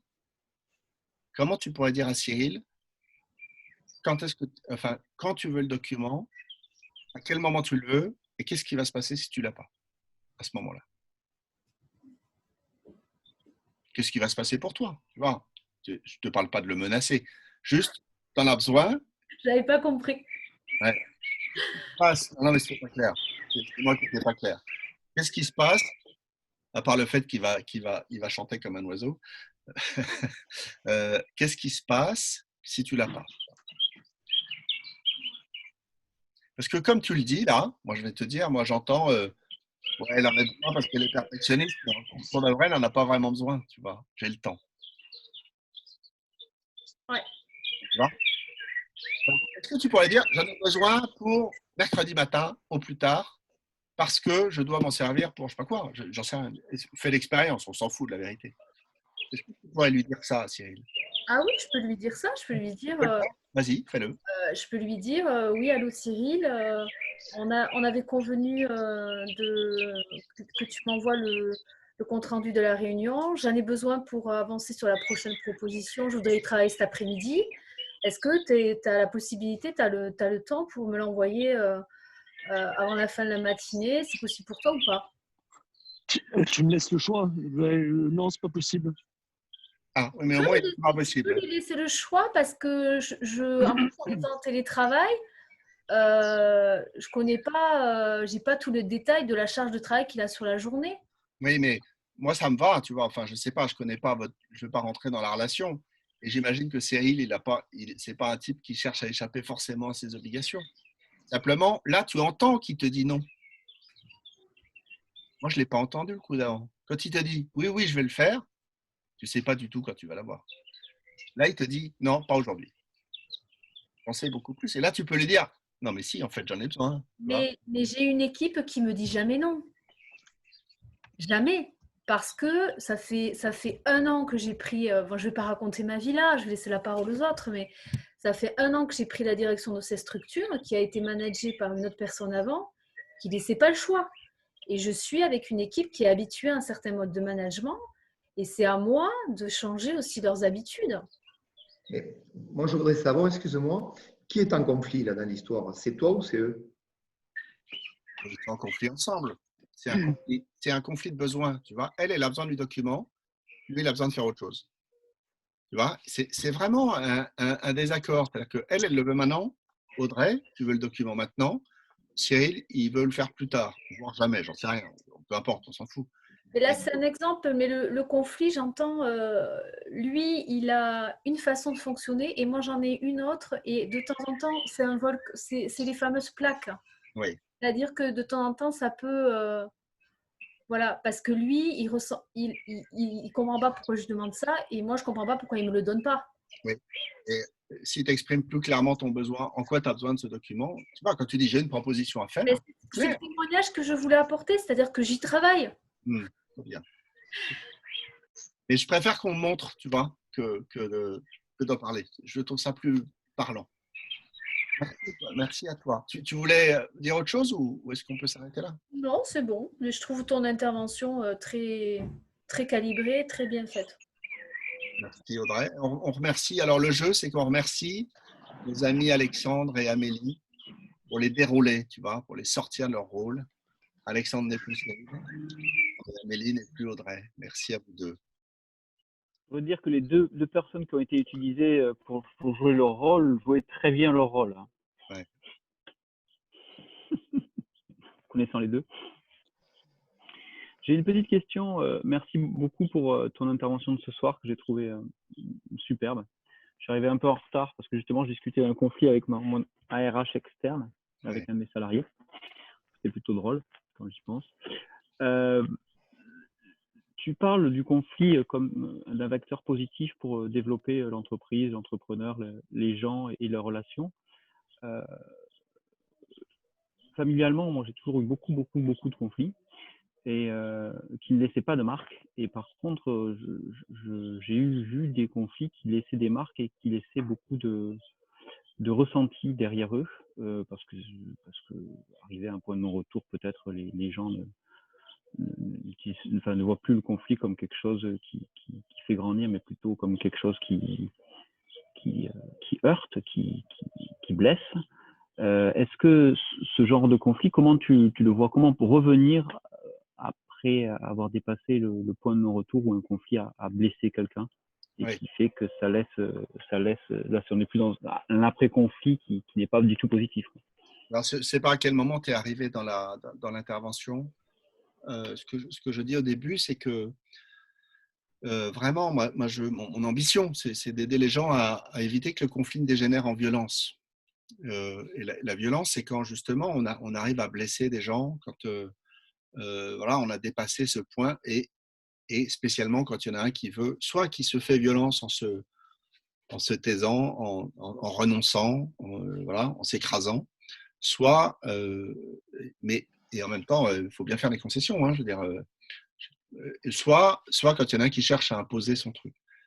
parce que moi, je crois que quand il y a de la violence, c'est très difficile d'en sortir. Il y a un cercle infernal là-dedans, et que moi, je crois que la violence appelle la violence, et que vraiment, c'est important d'en sortir. Et quand il y a eu de la violence, si c'est ce que tu évoques, moi, j'ai pas tellement de situations, j'ai pas tellement de trucs. Alors, peut-être je vais vous partager un truc sur le sujet, là, juste un petit point. On a jusqu'à quelle heure, Marie? 19h50, encore 12 minutes. Ok.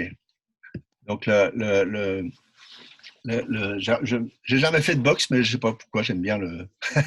Donc là, on voit quelqu'un qui tape sur un autre. Vous voyez l'écran, là, avec les boxeurs? C'est bon, vous voyez? Ouais. Là, on ne le voit pas, mais celui que tu as montré en début de. Non, vous ne voyez pas là, ça marche pas. Ah non, stop. Non. Non, il faut que je partage. Partager l'écran. Voilà, et on va faire ça. Si je ne partage pas, là, c'est moche. Là, c'est bon? Oui. Voilà. Donc là, on voit, et donc là, j'ai pris cette photo pour illustrer ce que moi j'appelle les 3 pôles de la violence. C'est-à-dire que dans la violence, il y a toujours la victime. Donc, c'est quelqu'un qui se prend les coups, en fait. Il y a toujours l'auteur, c'est celui qui fait violence. Et puis, il y a dans quel cadre ça se passe. Ici, je l'ai dit au début, là, c'est Yann, hein, c'est ça, c'est toi qui posais la question. Yann, sur la boxe, c'est plutôt pas de la violence qui se passe parce qu'ils sont d'accord pour être là. Mais bon, j'ai mis ça pour l'illustration. Et le moyen dans les situations de violence pour apaiser ça, c'est de jouer sur les 3 cadres. C'est-à-dire que dès lors que vous reconnaissez le caractère de victime, que vous entendez ce qui s'est passé, dès lors que vous questionnez aussi pourquoi la personne a fait ça, c'était quoi son intention, et dès lors que vous questionnez aussi le cadre, vous avez tendance, dès lors que vous faites vivre les 3, vous avez tendance à diminuer la violence ambiante. Si vous en oubliez 1 ou 2, ça va augmenter la violence. Je vous donne un exemple. Vous licenciez des gens. Vous êtes en difficulté financière, licenciement économique par exemple. Vous faites ça selon les règles. Hein, donc le pôle de la loi est respecté. Et on le fait vivre. Donc on fait ça. L'intention est claire aussi. Vous dites, ben voilà, on n'arrive pas à traverser l'époque. Voilà, on est obligé de licencier. Voilà. L'intention est claire aussi. Vous faites vivre l'intention. Mais si vous ne prenez pas soin un minimum d'entendre ce que les gens ont à dire sur le fait que c'est quand même raide de se faire licencier, y compris d'ailleurs quand on a fait des conneries, c'est quand même raide. Potentiellement, vous nourrissez un foyer de violence, quoi. Et donc de la revendication, du machin, du prud'homme, du je sais pas quoi. Alors, ça n'empêche pas, hein, je ne vous donne pas une formule magique. Je vous donne un autre exemple. Ça s'est passé il n'y a pas longtemps, un piquet de grève. Donc une boîte, pareil, licencie du monde. Là-dessus, il y a un piquet de grève, c'est Air France, là où les mecs, ils ont assiégé la direction, ils ont mis le comité de direction et les ont empêchés de sortir. Donc, au prétexte qu'ils n'avaient pas fait les choses dans les règles, donc on a fait vivre le pôle de la règle, de la loi. Les victimes ont manifesté, c'est-à-dire qu'elles existent, hein, on fait vivre ça, mais on ne questionne pas pourquoi les gens ont fait ça, tu vois. C'est comme si c'était des salauds, quoi. On dit, c'est des salauds, ils ont licencié. Mais ils ont des raisons, tu vois. Mais non, on ne va pas les chercher. Et donc, on augmente la violence, potentiellement.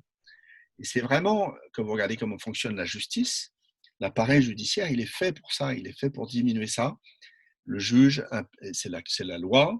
Le procureur, il va défendre la cause de la victime. Et puis, l'avocat de la défense, il va dire, ouais, mais bon, il a fait ça, c'est vrai, mais enfin, il avait des raisons, des circonstances, etc. Et c'est comme ça que l'appareil est fait pour essayer de diminuer la violence. Et donc, concrètement, ça veut dire écouter les uns et les autres. Rappelez dans quel cadre ça s'est fait. Je vous jure, c'est un truc un peu théorique ce que je vous raconte.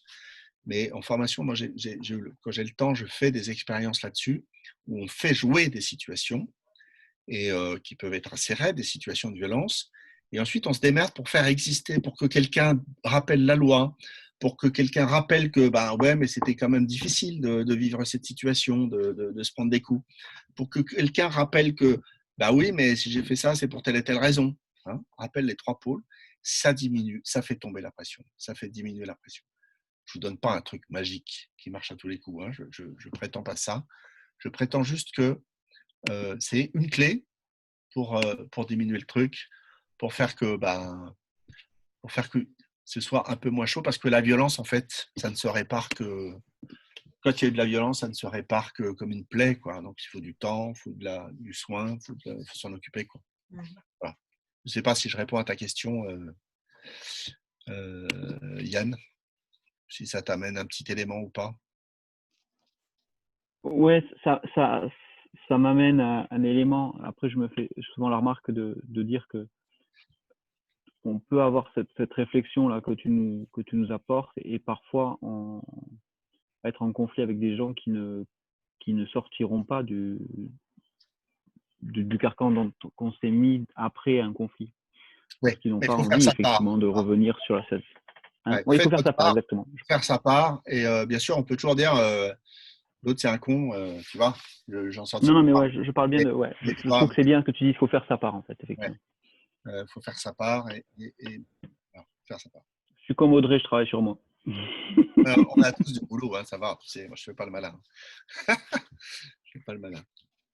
Laurent, concernant donc la période qu'on vient de passer, donc justement vraiment le e-conflit, tous les conflits que nous, en tant que dirigeants, on a pu rencontrer pendant cette période à distance, en quoi est-ce que ça les renforce, le fait d'être à distance, de ne pas être en face à face, et comment est-ce qu'on peut faire pour mieux le vivre, justement le fait que ça soit à distance. Je pense, si je peux raconter une petite anecdote, ça me concerne pas moi, ça concerne l'entreprise dans laquelle travaille mon mari en équipe. Donc, ils sont une grande équipe, ils sont tous en télétravail actuellement, ils font des réunions tous les jours, voire plusieurs fois par jour. Et dans l'équipe, il y en a un qui va vraiment pas bien, mais qui, du coup, est toujours contre tout. Là, ils ont été obligés de négocier, du coup, ils sont en activité partielle un jour par semaine. Ils l'acceptent parce que, enfin, la plupart, en tout cas, l'acceptent parce que ils savent que c'est les efforts à fournir dans les temps actuels. Et puis, il y en a un qui est tout le temps en train de râler pour ça, pour d'autres choses, et tout le temps dans le conflit.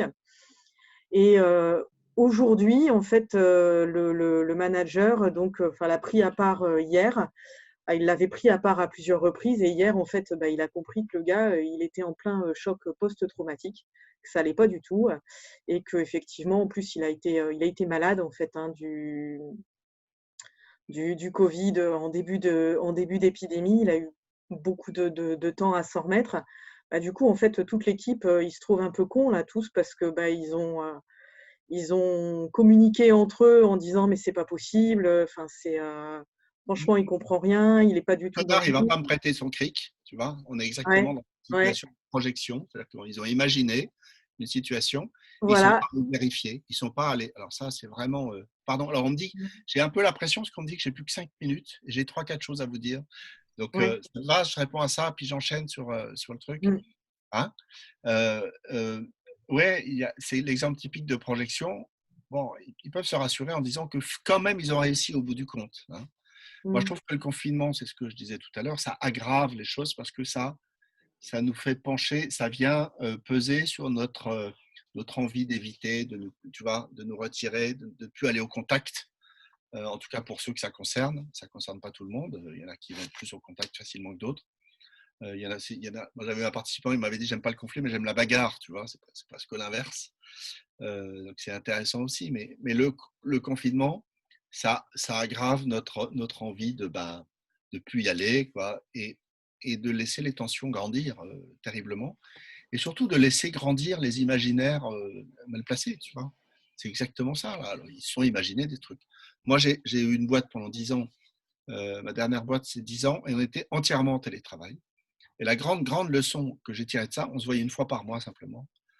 La grande leçon, c'est que, il faut faire les choses incroyablement plus explicitement que quand on est ensemble.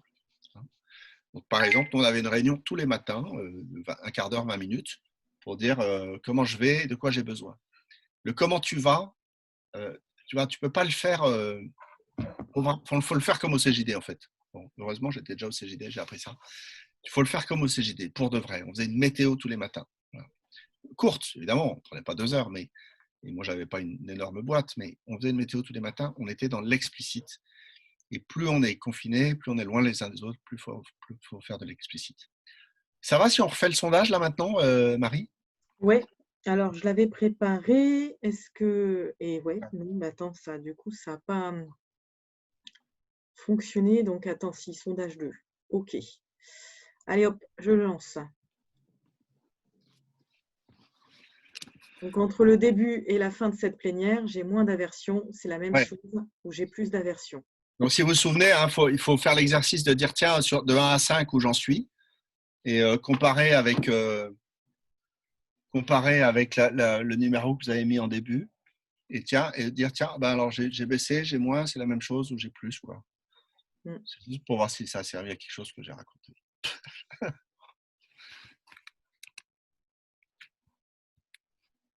Voilà. Tu veux que je réponde quoi, Marie, pour toi? J'ai moins d'aversion. Là. Moins d'aversion. Ok. Donc j'ai moins peur, hein, c'est ça que ça veut dire. Un peu moins. Je déteste moins. Voilà, et ça donne quoi, le résultat? Allez, je partage. Hop. Voilà, c'est à peu près 15% pareil. Donc quand même 85%, ça a un peu bougé. Super. Ouais, merveilleux. Hein. Alors je voudrais juste pour finir, puisque je crois qu'il faut, je vais vous libérer. Pouf, pouf, pouf. Pouf, pouf, pouf. Est-ce que je peux juste me permettre? Oui, vas-y, permets-toi. Je vais me permettre. Moi, j'ai eu la chance de le faire déjà avec toi, ça, Laurent, cet exercice-là, dans le cadre du Copil voir plus loin. Oui.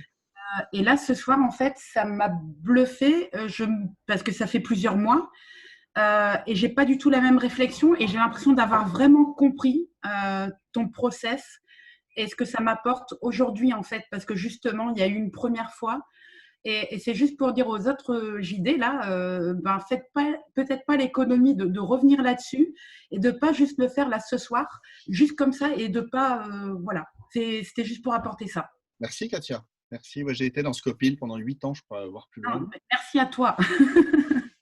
Et voilà, donc je vous la page là, sur le site OZ Conflit, il y a des ressources, des articles, des trucs. J'ai une newsletter pour ceux que ça intéresse qui s'appelle Les Nouvelles du Jeudi, qui a dû partir là il y a 10 minutes, parce qu'elle est programmée, hein, je ne l'ai pas fait partir pendant que je vous parlais. Et surtout, il y a la chaîne YouTube là en bas, il y a une playlist qui s'appelle Oser le conflit, qui reprend un peu tout ce que je raconte là, mais évidemment, j'essaie de faire une vidéo par semaine. Un peu un boulot de dingue, mais voilà, je ne promets pas que je vais y arriver toutes les semaines. Abonnez-vous si vous voulez.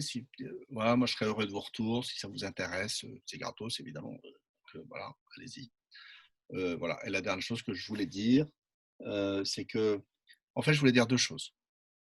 La première, c'est que vraiment, moi, je trouve qu'il y a au CJD une espèce d'énergie merveilleuse, quoi. Je veux dire, moi, une des expériences fondamentales pour moi, c'est les congrès. Vous allez au congrès, on sent physiquement le truc, comme ça pousse. Et cette énergie, elle est au service de belles causes, de belles entreprises. Et que ces belles entreprises, elles avanceront, elles se déploieront si vous savez traverser, si vous savez traverser sans violence. Je le dis avec mon prisme à moi, quoi. Je trouve ça important pour chacun d'entre nous qu'on travaille là-dessus, quoi. Et que dans la vidéo, j'en fais un peu plus. Je dis voilà, j'aimerais que ce soit une nouvelle chevalerie. Hein. C'est-à-dire qu'on arrête de commenter le monde, qu'on se lance dans l'action, qu'on ose aller dans la forêt, qu'on ose tuer les dragons, c'est-à-dire les dépouiller de ce qu'ils ont d'imaginaire. Pas forcément les tuer d'ailleurs, mais peut-être les apprivoiser. Saint-Georges est le dragon, il apprivoise le dragon. Voilà, donc ça, j'en fais un peu beaucoup avec ça. Mais vraiment, je voudrais vous encourager là-dessus. Et l'autre chose, et le CJD est vraiment un bel endroit pour le faire. Et la deuxième chose que je voudrais dire, c'est merci. Voilà. Merci à vous tous de votre attention soutenue. Merci à toi, Laurent. Merci beaucoup, oui. Bon, voilà.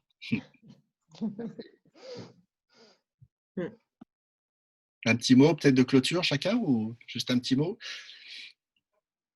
Juste un mot, quoi. Un mot de Ce qu'on peut faire, c'est ça. Vous savez, quand vous passez votre souris sur votre photo, il y a 3 petits points en haut à droite. Ouais. Vous pouvez faire renommer. Quand vous cliquez sur les 3 points, il y a renommer. Vous voyez? Et vous pouvez changer votre nom. Et à la place de votre nom, mettez juste un mot de témoignage de comment c'était pour vous. Enfin, comment, voilà, le mot que vous avez envie de dire maintenant.